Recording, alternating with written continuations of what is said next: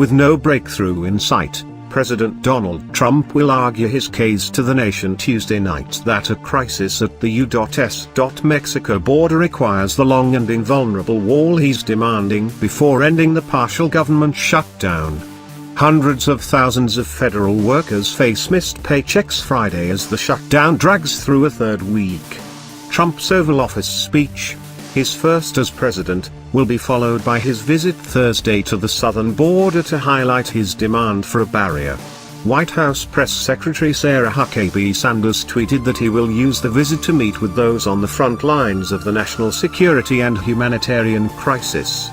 The administration is also at least talking about the idea of declaring a national emergency to allow Trump to move forward on the wall without Congress approving the $5.6 billion he wants.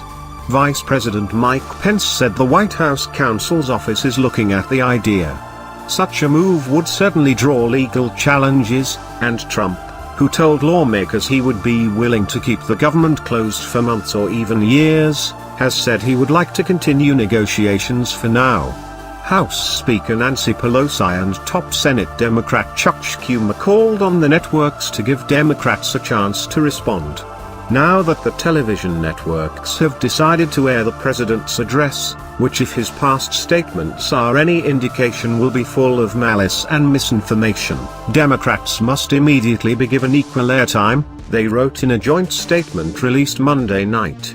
As Trump's speech and border visit were announced, newly empowered House Democrats, and at least a few Republican senators, stepped up pressure on GOP lawmakers to reopen the government without giving in to the president's demands. The closure, which has lasted 17 days, is already the second longest in history and would become the longest this weekend. Leaning on Senate Republicans, some of whom are growing anxious about the impact of the shutdown, Pelosi said the House would begin passing individual bills this week that would reopen federal agencies, starting with the Treasury Department to ensure Americans receive their tax refunds.